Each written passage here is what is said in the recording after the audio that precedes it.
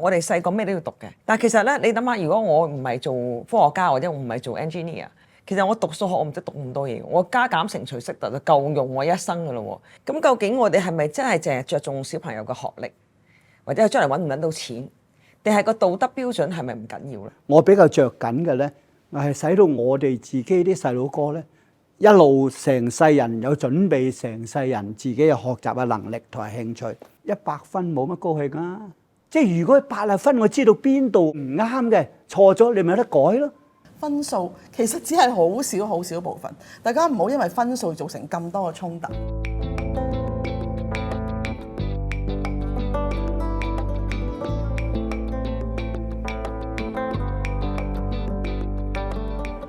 大家好，今日我哋非常之榮幸咧，能夠請到羅慶忠博士咧出席我哋呢一個節目喎。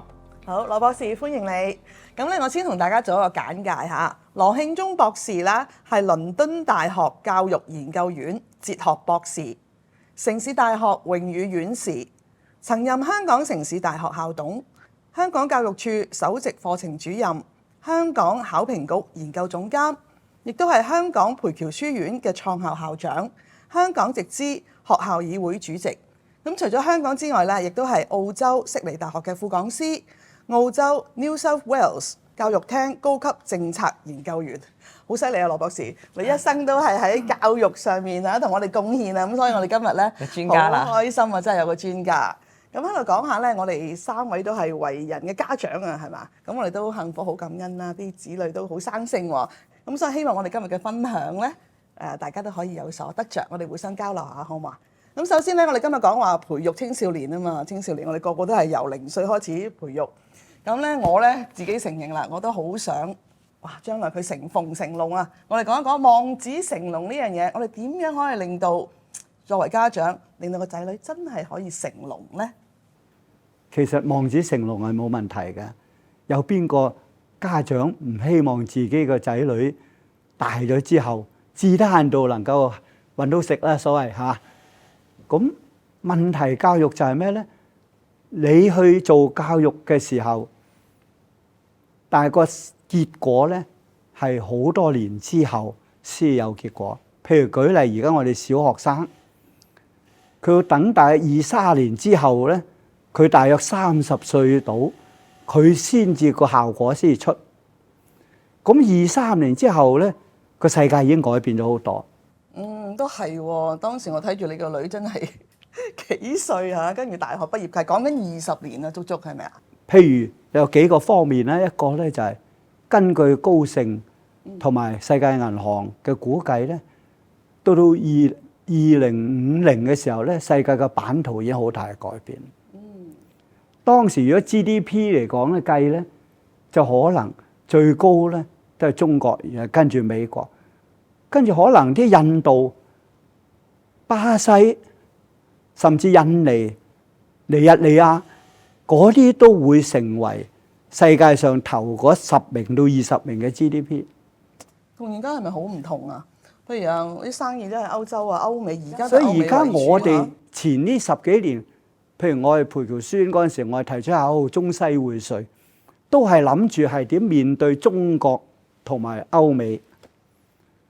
但係第二，如果香港都仲係作為中國嘅個口子嚟講咧，我哋要面對要做生意人，唔止係歐美，仲有可能你想象下，我有好多人印度人同我哋打交道，好多拉丁美洲打交道，或者非洲人打交道。咁嗰陣時咧，係咪有好多嘅 mindset 係好唔同？但係呢個咧，我哋啲細路哥咧，而家呢20年嘅成長咧，係要慢慢要 develop 呢一樣嘢，即係唔係話即刻我教你就嚟。咁所以做學校咧，亦都未必能夠咧喺系統上好快脆係發展呢樣嘢。所以作為爸爸媽媽咧，你望子成龍咧，諗住20-30年之後你心中有數，你自己要喺裏邊咧係諗邊啲嘢對你個仔女係最有好處嘅，邊啲嚟講唔係咁好處，你心中有數。另外好多人而家講咧，出咗 AI 之後咧，個世界有好大嘅改變。以前好多吃香嘅行業，可能咧30年之後，可能就未必有。律師咁，到時有 AI 嘅時候，律師第日個行業會變成點咧？譬如你話醫生第日會唔會點咧？我哋30年之後咧，其實就好多變化。咁所以呢個咁大嘅變化嘅時候咧，我哋就唔能夠睇住個世界好似20-30年之後好似香港而家現在嘅世界。即係我哋呢一代就係傳統教育上嚟啦。咁我並唔認同嘅，其實即係我唔認同個教育或者全球先同你傾偈啦。你都話其實全球教育都出咗問題。咁我就問題就係我哋細個咩都要讀嘅，就好似咩都要學，咩都識啲。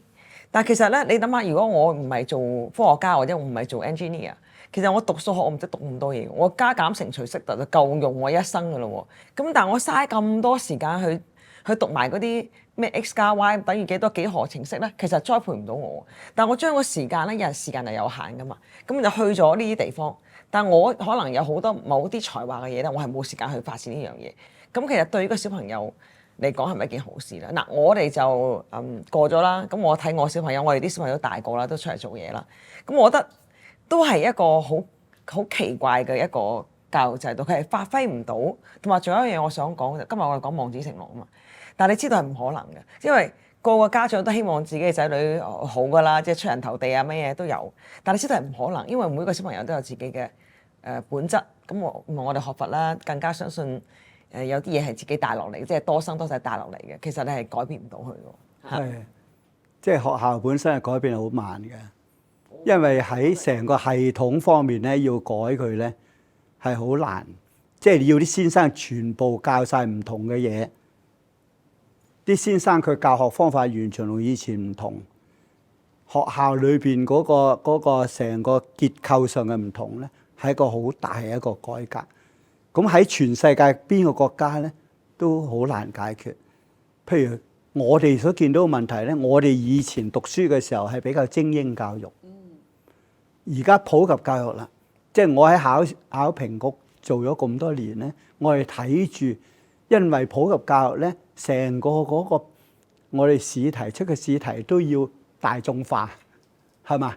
即係以前就好少人先上到中學，或者好少人先去 Form 6，而家全部人都去到考中學，所以個成個課程亦都冇人去就得到每個人嘅需要，呢個咧就好大。不過我自己覺得咧，個世界將來咧，我哋每個人咧，可能所需要嘅能力本身咧，唔係淨係個科目裏邊嘅嘢。而家做第一咧，好多人話將來呢啲人可能成世人咧轉好多次工，亦都做一份工本身咧，亦都可能需要好多唔同嘅常識。譬如我個女咧係試過做呢個 management consultant， 佢 consult 呢嘢有啲係好 medically technical 嘅嘢，佢只要睇嗰啲 journal， 佢完全佢冇咁嘅 background， 佢都要硬到落去睇到上去。咁有啲嘅人咧，譬如你做生意嘅人，你可能你個公司要做啲 engineering 嘅一個 project， 你都要啃啲 engineer 嘅嘢，即係變咗每個人咧都要好好學習。所以將來咧個世界咧，每個人出到嚟做嘢咧係要不斷學習。咁我覺得咧，其他科目變唔變當中嚟講，我比較着緊嘅咧，係使到我哋自己啲細佬哥咧，一路成世人有準備，成世人自己有學習嘅能力同埋興趣。而家現在我哋香港，特別香港裏邊咧，我哋學生本身咧讀嘅書、做嘅嘢都係先生俾佢要先做，就唔係話佢自己興趣咁去做，所以佢咪亦都冇自己能力，唔培養佢自己能力去學一啲嘢。咁我哋如果要面對呢個世界，如果你想望子成龍咧，就要培養到個細佬哥咧，係面對將來嗰個唔同嘅即係嘅要求底下咧，佢可以變得好快。咁係咪成龍係得呢條方向咧？我又唔係好認同咯，因為我自己覺得就係無論係家境係點樣樣，或者小朋友嘅資質點樣樣，但係佢個道德咧先係最緊要。你講嘅都係有道理嘅。我諗即係無論咩屋企嘅人咧，都即係會成龍，都有機會成龍。不過成龍可能嗰個途徑有啲唔同，呢個客觀上實際上途徑唔同。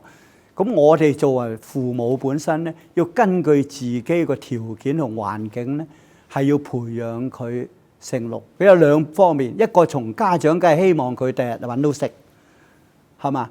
但係咧，我係發現咧，我自己覺得呢個社會上咧，其實你個道德同埋你同人嘅關係同埋嘅基本能力裏邊咧，基本上都係還可以統一嘅。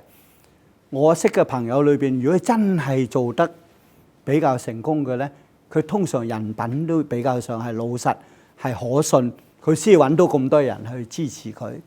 佢同人嘅關係先可以好。咁佢個成績咧，成就唔係分數決定嘅，係佢能力決定。咁我哋分數唔係代表晒全部能力，我哋有啲能力係分數裏邊表達唔得到。亦都學校未必一定係教出嚟嘅，咁所以我覺得咧係家長要從個仔女嘅着想出發咧，係要用佢自己去研究個細佬哥，係要求佢有咩品德、能力同知識，能夠將來喺世界裏邊生存裏邊咧，嚟佢自己要做啲咩嘢去補足喺社會上現存嘅嘢嘅不足嘅地方。係品德就必須㗎啦嚇！我哋頭先講到咧，譬如話我哋用一啲社會大家嘅 norm、大家嘅規範，都認為一個孩子咧，或者將來到社會咧，可以貢獻到社會嘅時候咧，唔好着眼頭先講，唔好喺眼前，因為將來會好遠。咁除咗喺個世界版圖啦、科技嘅發展啦，仲有咩比較宏觀啲嘅嘢？羅博士，你可以同我哋家長分享下，你都要着眼呢幾點喎。如果喺宏觀嘅角度，係啲咩咧？我覺得而家我哋嘅呢個世界咧，大家睇得係比較短嘅。咁但係個家長又唔會，即係我一提起上嚟，家長裏邊咧都會容易明嘅。佢如果你提出嚟，你係冇人想自己嘅細佬哥係品德好差嘅，係冇人會覺得自己嘅細佬哥冇能力嘅。但係好似而家世界上咧，你坐埋去講咧，即係你個細佬哥考第幾？即係我估個世界裏邊咧，將呢個部分咧個成績啊，或者呢方面嘅部分係一種表達嚟嘅啫。你將佢呢個擴大咗之後咧，就會異化咗佢，就會使到大家好大嘅壓力。出現咧，我哋壓力咧，我哋社會甚至成為一個社會嘅問題。呢個就我自己覺得當前我希望能夠成個社會嘅改變，特別咧係提醒個家長咧，呢世界未來嘅幾十年係改變得好犀利。咁嘅時候咧，佢改變自己嘅睇法咧，其實亦都係對自己嘅細佬哥係好具體嘅幫助。去到咧就頭先講到話最終嗰條路啊，又是咁遠啊，係嘛？可能我哋家長都唔知喺唔喺度啦。咁其實我見到我哋在座3位咧，可能我哋教仔呢個方法都有啲唔同，或者我哋又可以攞出嚟俾大家去睇下。我知道羅博士咧好先進嘅想法。佢哋係我哋嘅長輩啦，但係好多年前咧，我記得咧，你話你都唔想啊，你啲仔考第一唔好，考10幾就得啦。你可唔可以同我哋講下點解係咁樣去培養咧？做家長對個細佬哥咧，就唔係淨係鞭策佢。我哋好多時現在有一個講話，贏在起跑線，贏在起雖然又係本身就未必有問題，但係咧，我哋唔係100公尺。即係唔係個細佬哥成日都要不斷要走得好快，係咪啊？所以比賽又亦都唔一定啱，佢唔係一定同人 compete。即使同人 compete，呢個係馬拉松啊，即係有節奏，有陣時快，有陣時慢。個家長係個教練嚟㗎，你要培養佢乜嘢時候要快，咩時候慢，你自己心中有數。唔係人哋個個叫你快你就快。咁卒之嚟講咧，就捱，即係個細佬哥咧。我未見過呢個馬拉松嘅人由頭帶到去尾啊！由頭帶頭咧，卒之係走到去尾。個家長差唔多等於個練馬師。你第一咧就俾住節奏，根據個條件，乜嘢對個細佬哥係個成長最有好處。你成個呢個過程都係個教育個培養佢嘅過程。有陣時係要谷佢多啲唔得，有陣時又鬆啲唔得。邊樣嘅內容要多啲嘅時候，就要落，即係要落多啲力落去。咁呢個係好實際嘅。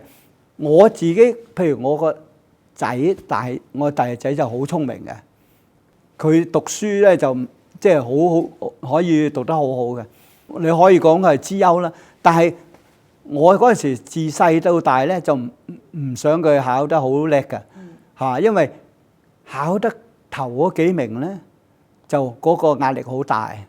第二佢好容易單一，我俾多啲空間佢咧，啲時間用去睇其他啲書咧，對佢更加有益處。咁所以我就努力使佢唔好考頭10名。咁佢喺佢嚟講咧，唔考頭10名係好容易嘅啫。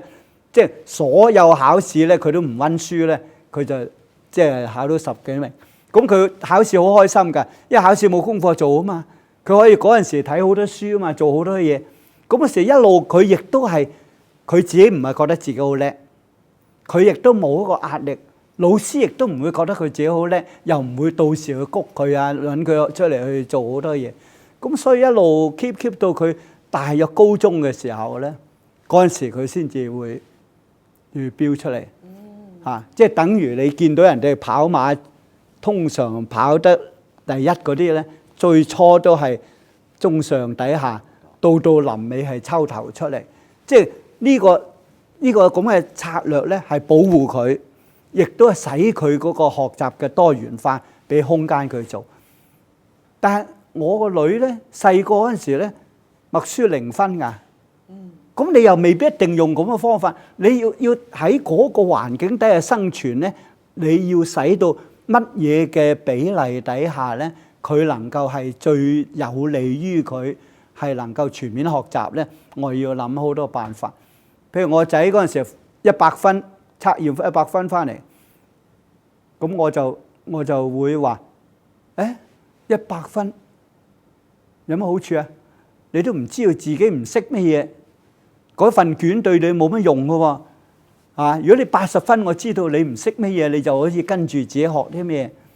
咁佢整之下佢就唔好緊張啲分數，佢真係睇住自己唔識嗰啲嘢去做。但係阿女咧，默書0分，0分嘅時候，我唔能夠再同佢講，係喎，佢0分，你點解會0分？因為佢喺小學1年班翻到嚟，佢自己中文字都唔識寫嘅。所以默書梗係0分啦，咁要就同佢研究點解你會0分咧？咁於是佢都緊張噶嘛，細蚊仔緊張0分冇面噶嘛，咁於是就幫佢手去研究。原來佢認個中文字好辛苦，嗰陣時我哋就於是俾本書佢睇1000個中文字嘅故事，學識啲邊旁，等佢記字咧有個方法去記。嗰陣時咧佢就好快認字，認得好快，但係嗰都唔得啊，佢寫字慢啊嘛。你學校你默書嘅時候咧，佢未寫完先生已經讀第2句啦。咁所以我要佢咧，每日咧要抄一篇字，等佢寫字快。咁過得若干時間底下，佢去到80分啦。咁佢自己就覺得自己好有進步，好有信心。咁所以你每個細佬哥佢嗰樣嘢嘅節奏啊，我都要根據佢嗰個最好對於佢嗰個方法咁嚟去做，係培養佢出嚟。所以咧，用練馬師嚟去形容係咪啊？睇住佢嘅特性，你點樣喺後邊好似踩單車咁樣扶住佢。但我見到 Priscilla 好似又唔同嘅喎。嗱，我認識佢咧，基本上咧佢係坐飛機嘅日子係多過喺屋企嘅日子。但佢兩個女咧就好勁嘅，兩間都係Ivy League 名校畢業。又講下你又點樣去培養你當時嘅青少年咧？我諗我咧第一件事係我媽咪好放養我嘅。即係我媽咪就成日都同我我就記得佢講一句説話，佢話：你條路人生嘅路咧係好複雜嘅，你任何情況之下都有機會咧跌低，但係你要相信一定係要靠你自己起翻身，你唔好指意任何人可以扶你起身。咁我覺得媽咪淨係教我呢樣嘢啫，咁我媽咪都係放養我嘅。咁所以咧，我教我兩個女咧，我都係放養嘅，因為我覺得咧最緊要就俾佢知道自己，即係你要明白你嘅後果係咩，你做咩你都會有後果，你只要可以承擔你嘅後果咧就得啦。咁我就冇咩特別大嘅教佢哋。咁另外咧，我自己覺得就係我當然我20幾歲生小朋友嘅時候睇嘅嘢同我而家一定唔一樣。而家我學咗佛之後咧，我更加睇到每一個小朋友咧都帶住一啲嘢嚟嘅，無論帶住啲聰明嚟啊，帶住啲記性嚟，或者帶某啲特別叻嘅專長嚟。咁但係咧，佢帶咗咩嚟唔重要，最重要就係話佢未來嘅日子咧，我哋父母其實真係幫唔到咁多，因為佢將來可能有，譬如我學業可能幫到佢，但係將來佢要面對社交，佢喺學校同啲朋輩相處嘅態度，佢將來嘅婚姻生活，佢將來要面對社會，佢有好多困難係要佢自己去體會、去領會、去學識。咁我覺得呢個先係真正嘅佢咯。而我咧只係一個明燈，因為我做嘅家長又唔可以話完全唔理佢噶嘛，係咪？我都有啲標準俾佢就係，我有啲燈喺度，或者一啲路牌俾佢。但係其實講真，我願望希望佢跟我嘅燈行啦，因為我畢竟都經歷好多嘢啦。但係發覺啲小朋友佢有時真係未必會行你，即係你嘅指引，可能佢行另外一條路。但係我另外一條路咧，佢要跌低咧，都未嘗唔係一件好嘅學習嚟嘅，都唔係未嘗一個好嘅方式嚟嘅，唔一定係由我教佢去領會呢樣嘢，但係往往佢唔跟我行，可能佢自己領會到一啲，佢跌過之後咧，佢領會嘅知識啦，可能仲深遠過我咯。咁所以我咧就係好放養嘅，即係我覺得你總之自己顧住咩後果你自己搞掂，因為佢哋好細都係學佛嘅，佢哋更加明白咩叫因果。咁我諗就係憑住呢樣嘢就夠啦。我補充你頭先講法，其實你唔係完全放養，你係用自己嘅作為一個身教本身咧。係俾佢一個自己嘅啟示。我哋呢輩嗰陣時咧，呢樣嘢就比較多嘅，因為嗰陣時我屋企媽媽唔得閒，係啊，都窮，都好窮嘅時候，佢唔得閒，佢點都係理我哋，亦都未必識理我哋。但係我哋嗰陣時個個人講起，而家爸爸俾我哋最大嘅啟示就係佢出嚟做人處事係點處事，佢遇到困難點做。即係我哋嗰陣時就好清晰嘅，因為屋企即係以前咧，屋企裏邊出現啲咩問題困難咧，我個個都知道。咁我係睇住我哋爸爸媽媽點處理啲嘢咧，其實我哋學習好多嘢。現在我哋啲爸爸媽媽佢自己幾困難都好，或者我哋周轉唔到啊，經濟唔好，翻嚟同個仔都講係我哋冇問題㗎，即係唔關你事。咁所以我成日都勸呢啲後生啲仔女咧，將佢自己一啲困難咧，同啲仔女去講下，即係你點處理呢啲問題咧，其實就已經係最大嘅教育。所以你變咗你其實唔係放養，不過你自己嗰種處理一路做嘢，佢細蚊仔其實眼利嘅，佢睇住你去做咧，佢個裏邊係學住啲嘢。係。呢一點我又可以分享下，我非常之同意。即係譬如我哋啲仔女差唔多大啦，係咪啊？我俾佢嘅標準其實都係一樣。第一，我承認咧個世界變得咁緊要，我根本唔識教你，係嘛？我哋嗰陣時啊，你做律師都 OK 嘅。而家我冇諗過會有 YouTuber， 同埋究竟仲會唔會有人打工咧？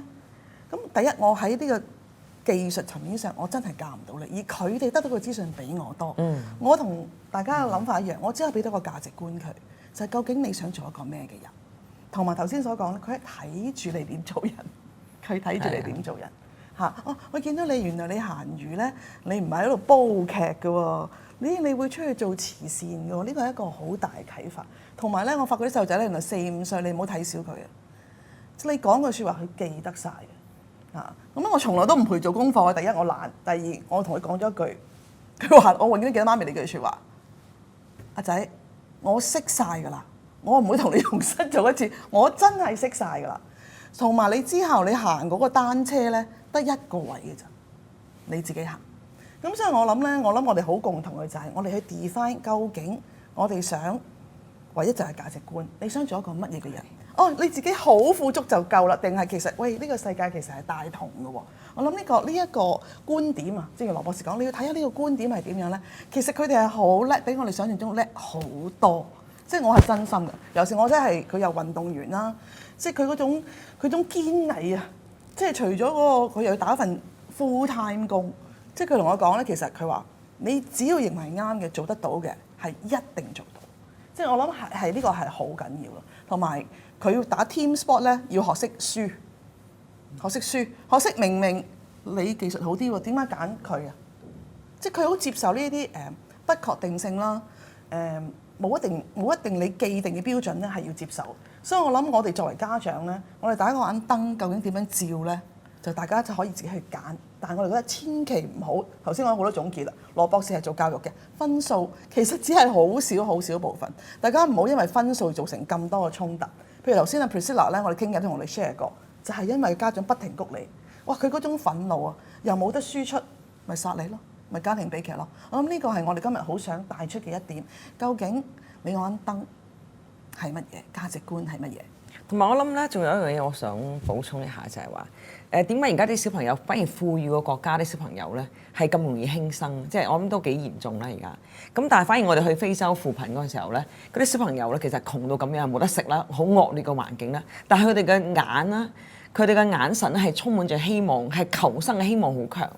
咁我就覺得係因為我哋冇咗一種生存嘅意義啊。究竟我活着嘅意義係乜嘢咧？就係因為我唔可能令到自己有貢獻。如果我純粹讀書好叻，或者出嚟做份工，或者揾好多錢，其實呢個唔係生存嘅意義嚟嘅。生存嘅意義係咩咧？就係你能夠幫幾多人，呢個就係賦予佢一個人嘅價值啦。咁呢一點我覺得咧，我哋去完非洲翻嚟咧，就係特別明顯感覺到。